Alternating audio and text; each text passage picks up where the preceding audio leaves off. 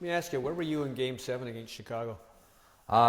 Game 7 in Chicago, I was standing on a balcony in Venice, in a big, beautiful room at a hotel called the Daniele.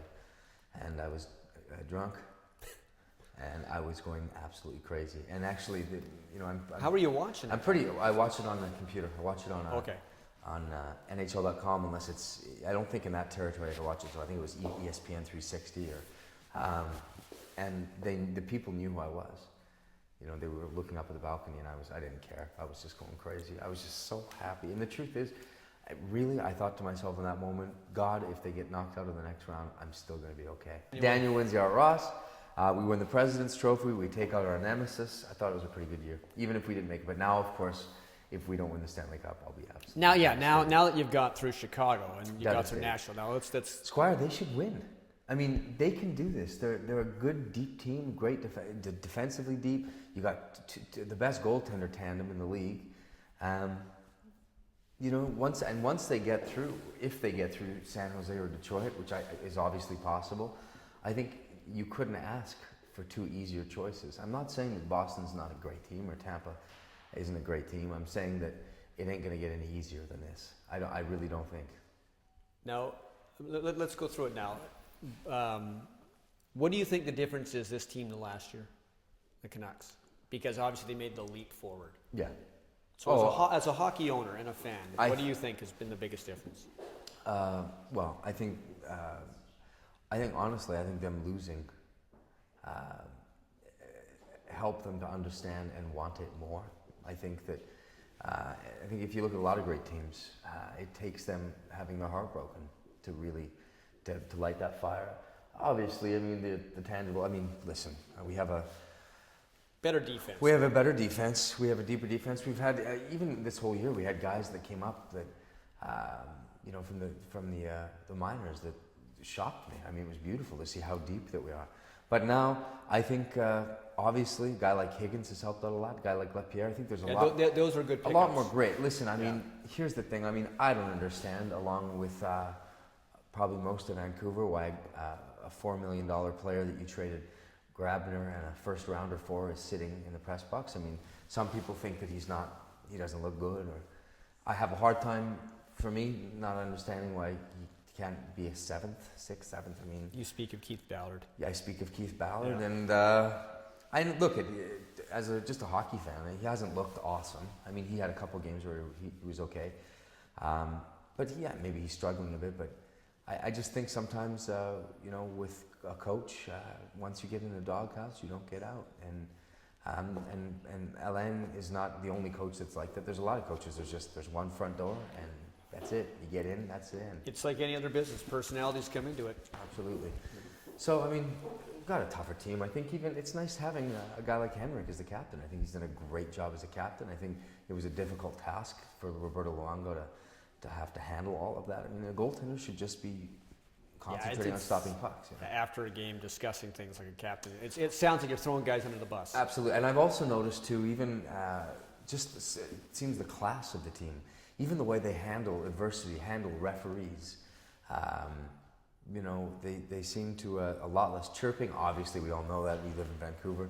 But I noticed something. I talked to Shorty the other day. And, I don't know if I'm crazy, but I noticed even on icing calls or offsides that 90% of the time the Canucks will flip the puck to the ref. Yeah.